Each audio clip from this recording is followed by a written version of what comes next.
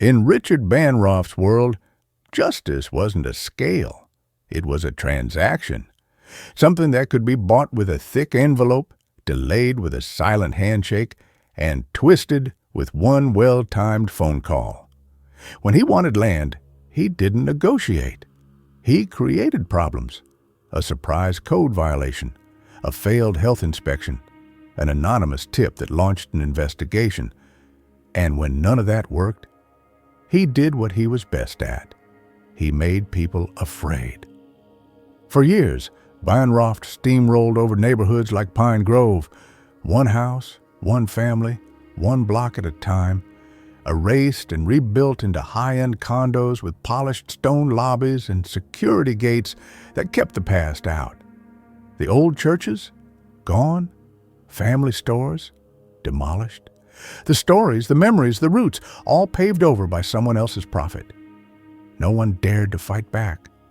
No one lasted more than a few months, until he came across the Johnsons. The house at 17 Pine Grove didn't look like much, just a tired old two-story with faded paint and creaky wooden steps.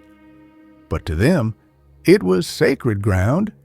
It was built by Simone's great-grandfather, defended by her grandfather, William Johnson, one of the city's first black attorneys, and passed down to her parents, Marcus and Sarah. It was filled with Sunday gospel, worn photo albums, and the smell of hot grits on cold mornings. When Banroff made his first offer, Marcus said no. When he doubled it, Sarah laughed and kept hanging laundry on the porch. Then the threats came. Quiet, surgical, a slashed tire, an anonymous complaint to the school board, a surprise inspection at Sarah's daycare. Still, they stayed. So Banroff changed tactics.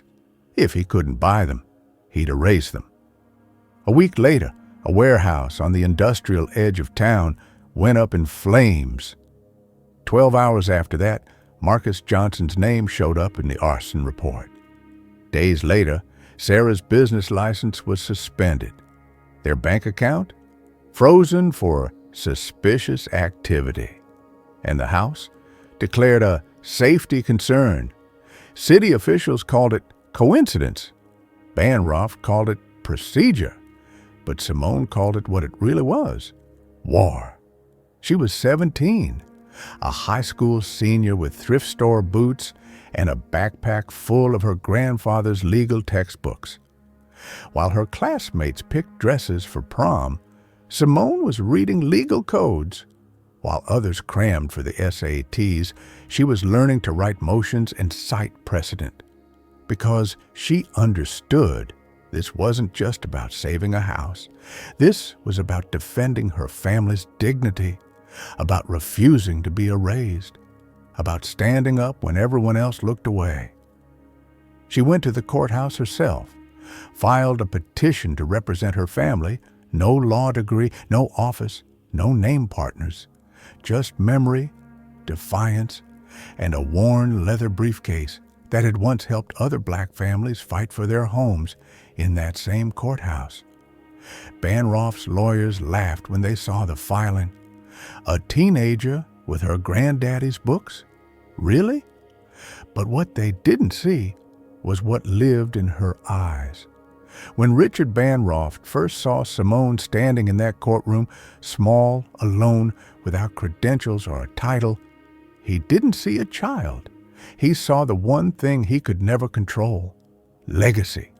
And for the first time, Richard Banroff realized he had picked the wrong family to bully.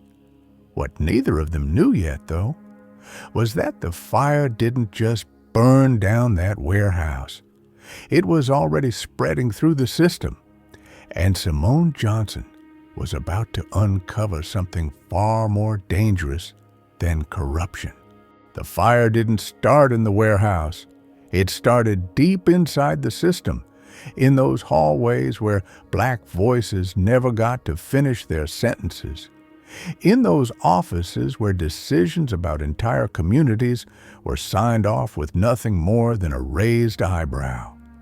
This fire had been smoldering for years, spreading quietly through dusty law books, public perception, and whispered side conversations, until one night it finally erupted into visible flames, and the world pretended to be surprised. The warehouse in East Industrial burned to the ground overnight. They called it an accident. But just a few hours later, Marcus Johnson's name appeared in a criminal report. No official investigation, no solid evidence, just an anonymous witness who claimed to have seen a black man, medium build, looked like Marcus near the scene. A few grainy photos, no timestamps, no context, started circulating online, and news outlets went wild with phrases like possible suspect, financial motive, family facing mounting pressure. They wrote, but never verified. They speculated, but called it in-depth analysis. Simone read all of it, every line, every headline, every comment. She watched her father, who'd quietly fixed pipes, cleaned schoolyards, and kept students smiling for 20 years, get suspended because of a rumor.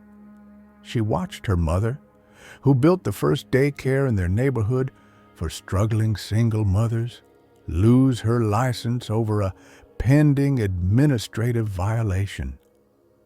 She watched their home, where 3 generations had gathered for holidays, baked cornbread, and prayed under one roof, get marked as a potential public safety hazard. No courtroom, no defense, just an accusation, followed by silence from the very institutions meant to protect them. What burned wasn't just wood or metal, it was honor, it was truth, it was trust in a system that never truly served them. Neighbors started avoiding eye contact. Old friends mumbled about staying out of trouble. Some even asked, "Well, if they're innocent, why are they being investigated?" Simone clenched her jaw because she knew this system didn't need truth. It only needed a story that was easy to digest. And if the accused happened to be black, that story sold even faster. She flipped through the fire report. Each line read like a blade. No clear footage, no direct witnesses. Inspection reports altered and re-altered, a note removed. A camera conveniently offline the very night of the fire. The scent of lies was so thick she felt physically ill. She remembered what her grandfather once told her. You know why I kept those old law books, baby girl? Because they don't change. Only the people who abuse them do. And they change for the worse. Simone understood. This wasn't just an attack on her family. It was a message, a warning that anyone who dared say no, no to selling, no to silence, no to submission, would be burned by the very fire that claimed to offer justice. Just like so many before them, Mr. Carter's family falsely accused in a car theft case, even when security footage proved otherwise. Miss Dolores fired from her library job because her ID didn't match the system. Mr. James, their neighbor, who lost his home over a missing signature no one ever asked for. The rage rose in her chest, but Simone didn't cry. She documented. She cross-checked timestamps. She highlighted redacted sections. She called it gathering evidence. But really, she was collecting truth the system had buried on purpose. Every inconsistency was a weak point, every vague line a pressure crack. And in a 200-page file, she found several fractures, a log file with a time gap, a payment slip with mismatched account numbers, a witness statement describing sunrise an hour before the sun actually rose. Simone knew she couldn't tear the whole system down, but if she could hit just one soft spot, it would collapse under its own weight. Because the fire they started to destroy her family was already illuminating the rot inside the machine they built, and then She saw it. A small detail they thought no one would notice. A video segment strangely cut. And right there, a doorway appeared. A path toward a truth far bigger than just a fire. In the corner of Simone's bedroom sat a worn leather briefcase. The handle was frayed, the buckles tarnished, the initials WJ faintly etched into the front. William Johnson. She hadn't opened it since the funeral. It wasn't just a bag. It was history. It was legacy. It was the weight of a man who'd spent his entire life fighting the same kind of injustice that now knocked at their door. Simone sat on the edge of her bed, her fingers hovering over the latch. Her mother's soft humming echoed from downstairs. Amazing grace, like always. Her father had left early to try and appeal the school board's suspension. Again. And here she was, 17, surrounded by documents, legal codes, and a silence so loud it pressed against her chest. With one breath, she unlatched the briefcase. The hinges creaked open like a voice clearing its throat. Inside were legal pads, yellowed with time, books with notes in the margins, underlines in 3 colors, old court transcripts folded with care, and right on top, a photograph. A younger William Johnson stood on the courthouse steps, flanked by clients who were smiling through tears. He wasn't wearing a fancy suit, just a basic gray one, slightly rumpled. But his back was straight, his jaw was set, and in his eyes was fire. Simone's throat tightened. She remembered the way he used to look at her when she asked legal questions, not with surprise, but with expectation, like he'd always known she'd walk this path, that she was born with the same fire. She pulled out one of his notebooks. The cover read, "Law is the language. Justice is the truth." Each page was filled with strategies, case studies, quotes from scholars and scriptures, but it wasn't the legal brilliance that hit her hardest. It was the notes scrawled in the margins. Client scared. Sit beside her during questioning. Bring extra lunch for Marcus. He forgets when he's nervous. Remind jury, this isn't about law, it's about people. That's what made William Johnson different. He didn't fight to win. He fought so people didn't have to fight alone. Simone laid the briefcase on the desk and began copying his notes beside her own. Her laptop buzzed with another rejection email from a law firm she'd contacted for help. No one wanted the case. No one wanted to take on Bancroft. But Simone didn't flinch, because in her hands, she didn't just have files. She had her grandfather's voice, his prayers, his persistence. When Sarah walked in with tea, she paused at the doorway. Her eyes softened at the sight of that old briefcase on the desk, wide open. Simone turned. "I think I know what I have to do, Mama." Sarah nodded slowly. She crossed the room, brushing a hand across the worn leather like it was holy. He carried that thing through every storm, and now you're carrying it through this one. I just hope I don't drop it. You won't. He packed it for you.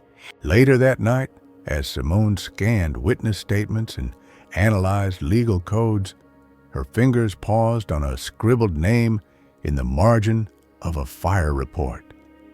Mrs. Walker, window across the street. Her breath caught. A witness. One they hadn't threatened yet. One who might have seen everything.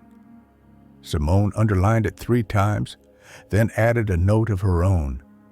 Knock gently. Some truths are scared to come out, but they still want to be heard. In that moment, the fire in her heart outshined the one that burned that warehouse. Because legacies don't die in flames. They rise again, inside the hands that choose to carry them forward. And in the very next morning, she would knock on that door, not just with questions, but with the memory of a man who taught her how to ask them. The courthouse smelled of old paper and polished marble, the kind of smell that clings to justice, even when justice doesn't always live there. Simone Johnson stood at the defense table, clutching her grandfather's briefcase like it was a shield. Around her, eyes stared, some curious, others skeptical. To many, she was just a teenage girl in a borrowed suit, standing where grown men had stood for decades. But they didn't know what was in her hands. They didn't know what she was carrying. Judge Malcolm Kessler walked in like he owned the building.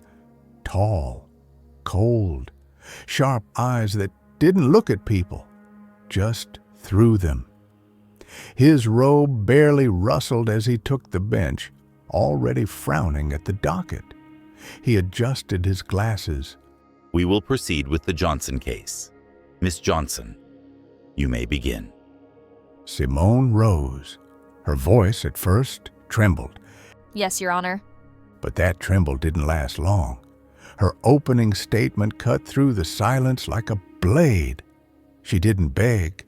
She didn't flinch. She laid it bare, how the evidence was flawed, how the witness list was manufactured, how the system had been weaponized. Objection sustained, objection overruled. Kessler's gavel was thunder, always louder when it came down on her side. But Simone didn't back down. She shifted, adapted. Her questions got sharper, more surgical. When the head of Bancroft's security took the stand, he testified that he saw Marcus Johnson near the warehouse that night. Simone let him talk, let him lie. Then she struck. Sir, is it true you clocked out at 11:30 p.m. that evening? Yes. She held up a time-stamped log. Then how did you see my father at 11:47 p.m.? The room stilled. The man stuttered, "Objection." Withdrawn. Simone said, eyes never leaving the witness. The damage was done. Every cross-examination was a dance between truth and power, and Simone danced like she'd been trained by fire. She found the contradictions, the inconsistencies, the silence between their words, and made that silence scream. The prosecution brought out doctored footage. Simone brought out the camera model's manual. She showed the jury that the footage couldn't be authentic without missing key metadata. And when the judge tried to cut her off, she held her ground. With respect, Your Honor, I am not arguing. I am presenting facts, and facts are stubborn things. The courtroom held its breath. Kessler glared. Watch yourself, Miss Johnson. But something shifted. A juror leaned forward. A reporter stopped typing and just watched. Because this wasn't just a trial anymore. This was a reckoning. Victoria Hale, the prosecution's lead attorney, tried to regain control. She objected at every turn. She mocked Simone's youth. She whispered things too soft for the microphones. But Simone didn't blink. She rose after each blow, stronger. When a shaky witness claimed they saw Sarah Johnson buying accelerants, Simone calmly pulled up store records showing the witness wasn't even scheduled to work that day. You said you were behind the counter, she asked, voice low, but your manager said you were at your daughter's graduation. Which one is true? Silence. Another thread, unraveled. By mid-afternoon, the gallery had shifted. They leaned in now. Every objection from Hale felt more like fear than formality. Even Judge Kessler began to hide his unease behind longer pauses and tighter rulings. Then came the moment that changed everything. The prosecution introduced a surprise witness, a technician who claimed he found backup footage proving Marcus Johnson's guilt. Simone listened, quiet, and when it was her turn, she walked to the projector. Sir, your report says this camera system stores footage in a proprietary format, correct? Yes. But this footage is in a standard MP4, which, according to the manufacturer, means the original timestamp is lost during conversion. So, how exactly can you verify the time and date of what we just watched? The witness froze. Victoria Hale stood. Your Honor, If the system you use can't verify the truth, then why are we treating it as truth? Silence. Then murmurs. Then movement. That was the moment Simone stopped being just a girl with a briefcase. That was when she became a force. The courtroom didn't see a teenager anymore. They saw a Johnson. And every Johnson in Pine Grove stood up a little taller that day. And the battle wasn't over, because what Simone did next would show the jury and the world that this trial wasn't just about clearing a name. It was about reclaiming a legacy. The courtroom was still humming with tension when Mrs. Eleanor Walker stepped into the witness box. She walked slowly, her steps unsure. A faded floral dress clung to her small frame, and her purse dangled nervously from her arm like she still wasn't sure she'd stay. But the moment she looked at Simone straight in the eye, something changed. Her hands stopped shaking. Simone nodded gently. No words, just presence. Mrs. Walker adjusted her glasses and looked at the jury. Her voice, when it came, was fragile, but steady. I was sitting on my porch that night, like I do most nights. I couldn't sleep. My programs had gone off, and I saw someone at the warehouse. It wasn't Marcus. A breath escaped from the gallery, like air finally released from lungs that had held fear too long. I wasn't going to say nothing.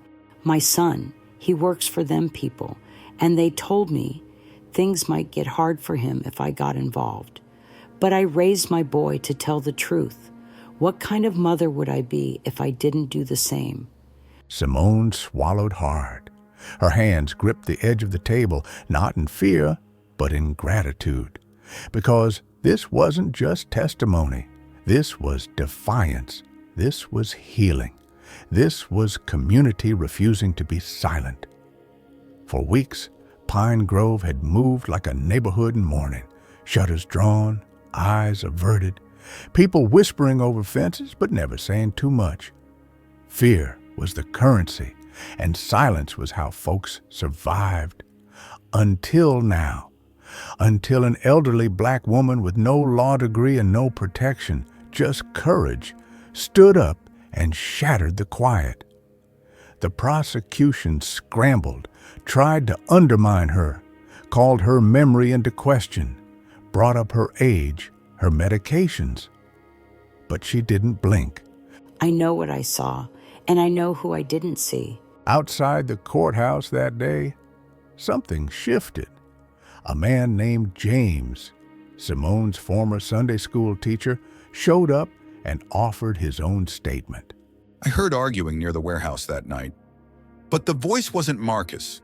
It was higher pitched, nervous, like someone who didn't belong there. One by one, people who had once been scared to speak started coming forward.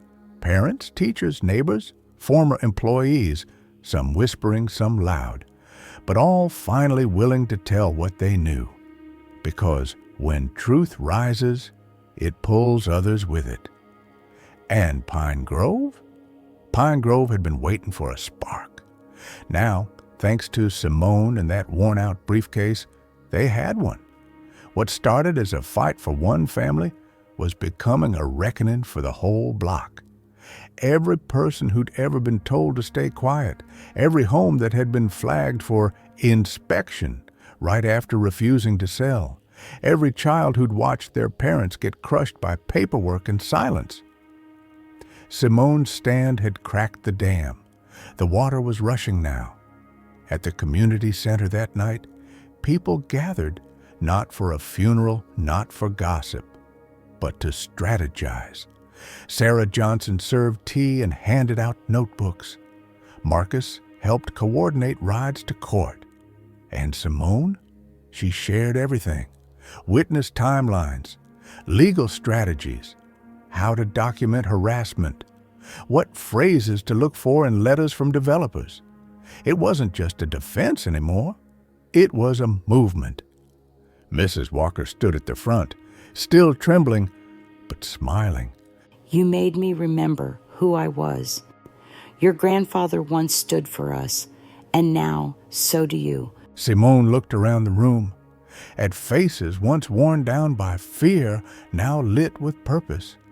And in that moment, she didn't feel like a teenage girl anymore.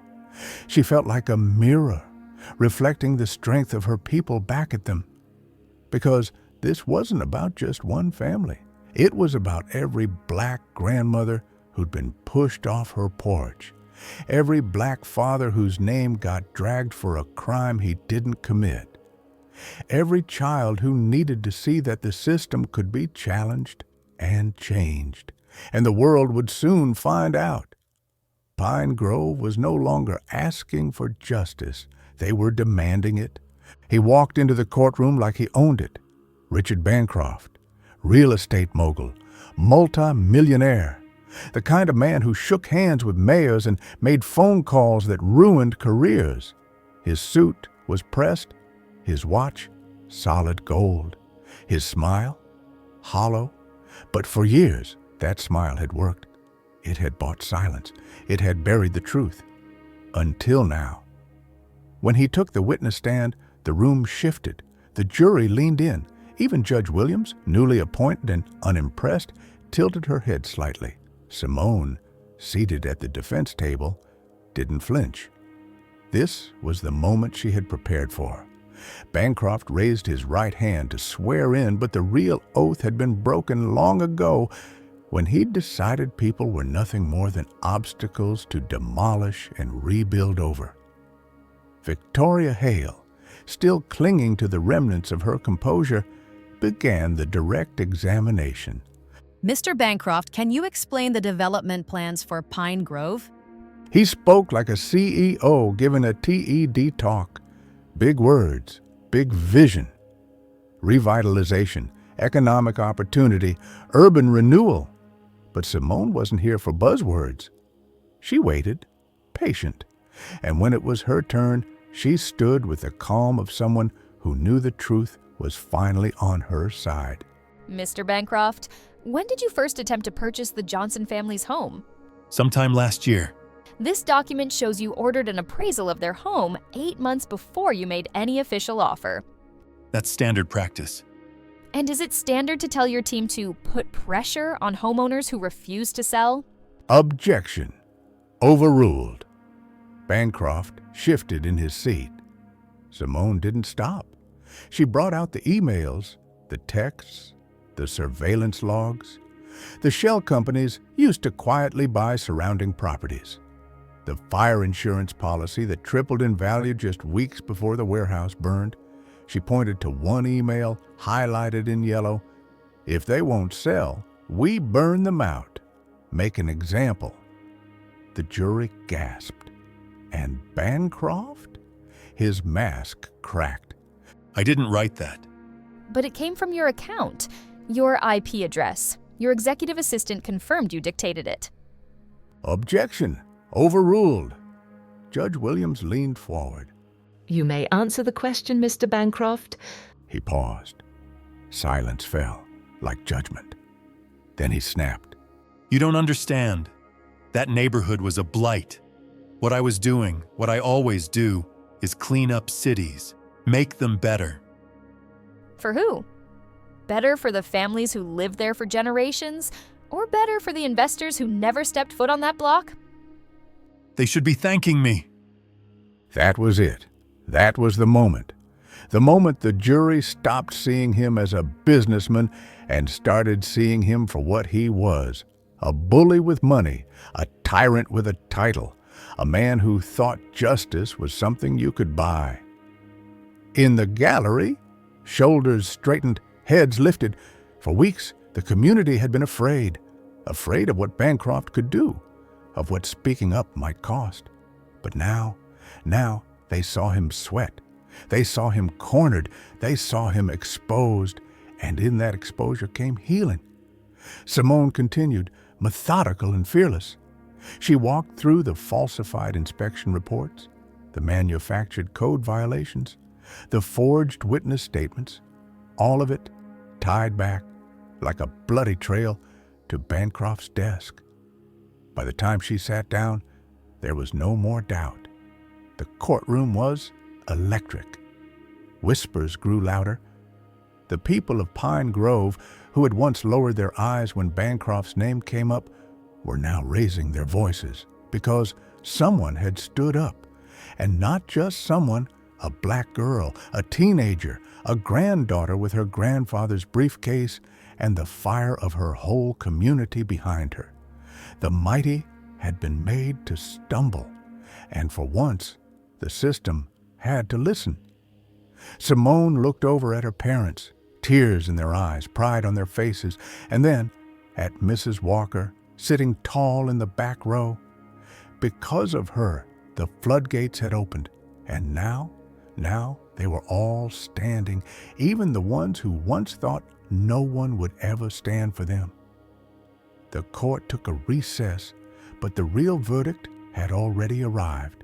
In the eyes of the people, in the hush of a power finally checked, in the warmth that came when the voiceless realized we were never voiceless. We were just waiting for someone to hear us.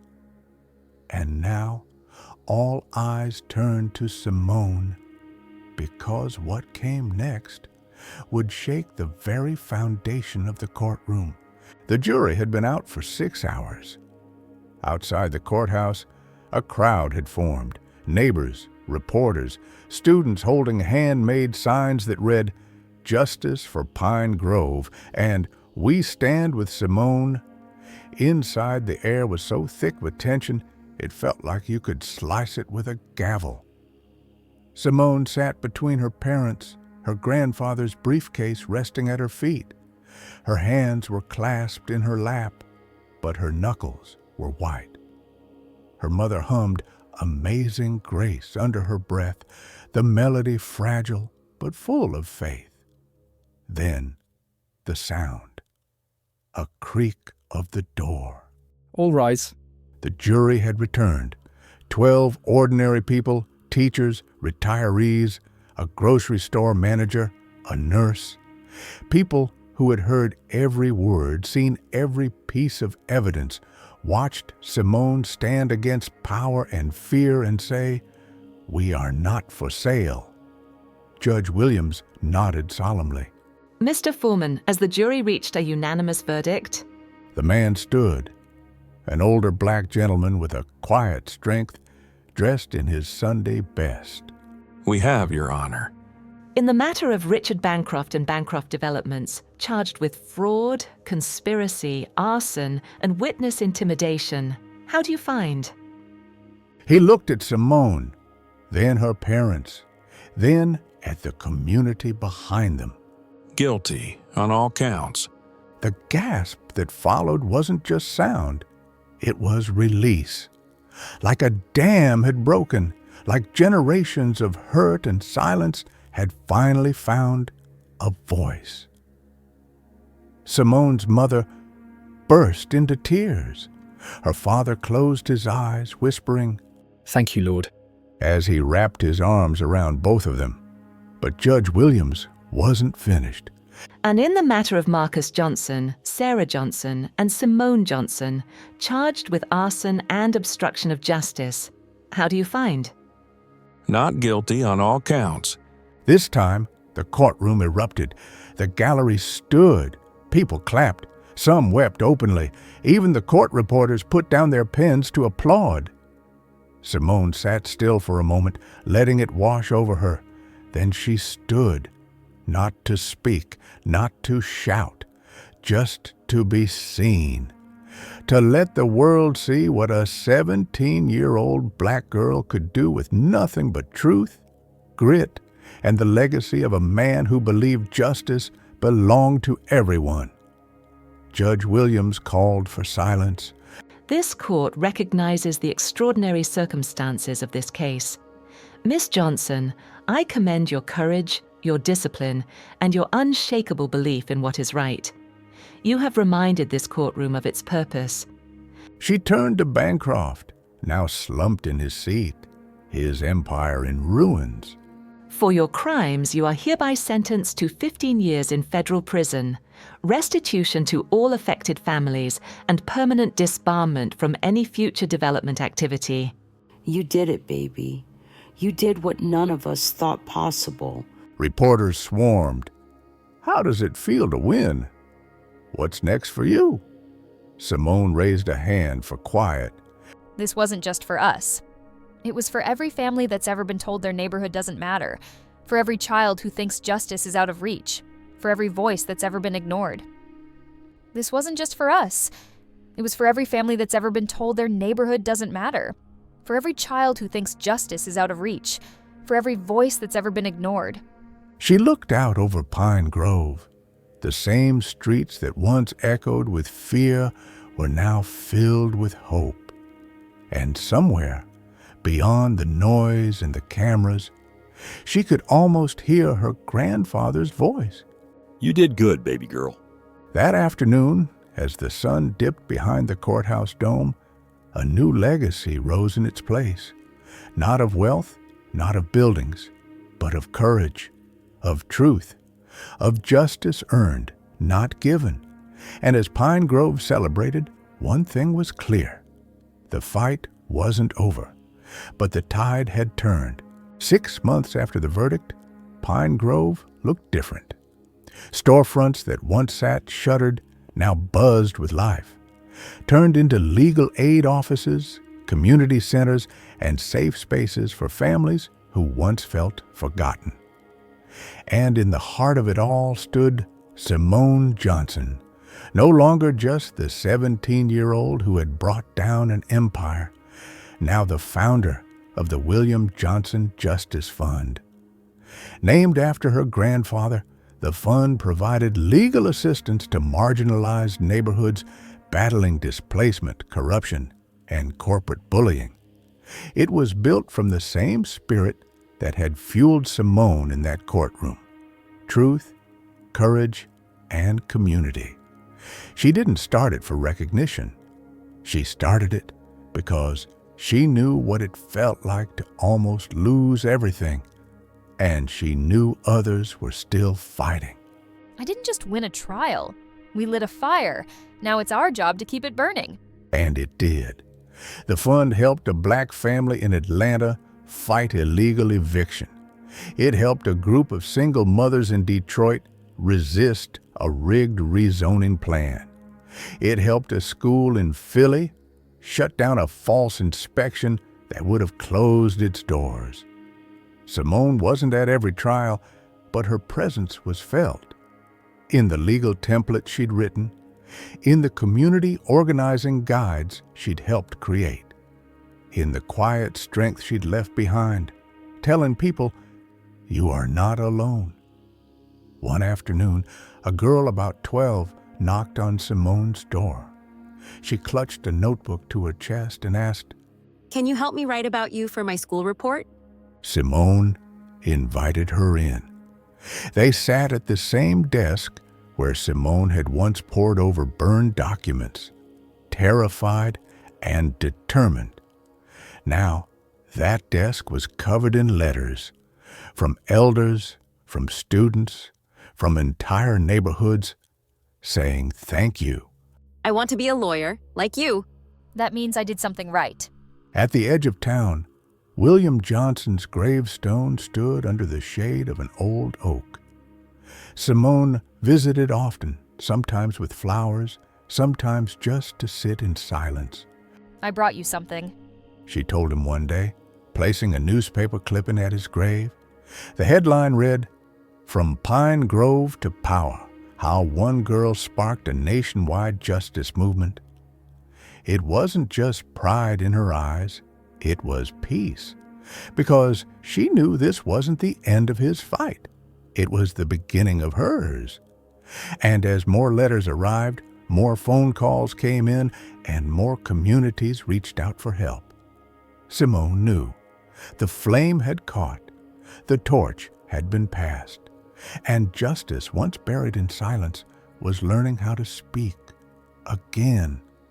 What came next would demand even more courage. But Simone was ready. The morning was quiet. Sunlight slipped through the curtains of the Johnson home, spilling over case files, newspaper clippings, and thank-you letters stacked high on the living room table. Simone sat at her grandfather's desk, a single sheet of paper before her. It was blank, but not empty, because this time it wasn't a subpoena, not a summons, not a notice of investigation. It was a letter of acceptance from Harvard Law, full scholarship, full circle. She reached for her pen, hand steady, and wrote, "I accept." The ink dried slowly, like a seal placed not just on a decision, but on a new era. In the next room, her parents packed supplies for a new legal aid workshop they were co-hosting. Her mother's daycare had reopened, now doubled in size. Her father had been elected to the school board. Outside, kids rode bikes down the street where police once hovered. Neighbors waved. The fear that once silenced them, now replaced by something different, something stronger. Belief, a knock at the door, Mrs. Walker again. But this time, she wasn't alone. Behind her stood a family from Birmingham, a couple from Milwaukee, a teacher from Newark, people who had heard about the William Johnson Justice Fund and come for guidance. Simone welcomed them in. They didn't come for miracles. They came for tools. And Simone knew this is what legacy looks like. Not marble statues or courthouse names, but shared knowledge, passed hand to hand, one story at a time. Later that day, Simone returned to the cemetery with a small wooden box. Inside it, the briefcase, worn, scuffed, sacred. I won't need it at school, but someone else will. She buried it next to William Johnson's grave, marking it with a plaque. In case of injustice, open here. Back home, she began organizing materials for the next workshop. She printed guides in Spanish, added accessibility notes for the hearing impaired, and wrote letters of encouragement to every young person who had reached out. Because she understood now. This fight was never about just one case. It was about what came after, about who would carry the flame next. And as the street lamps flickered on across Pine Grove, Simone Johnson, once just a student with a battered briefcase, smiled quietly. The world had tried to write her family out of the story. She chose to pick up the pen and write a new one.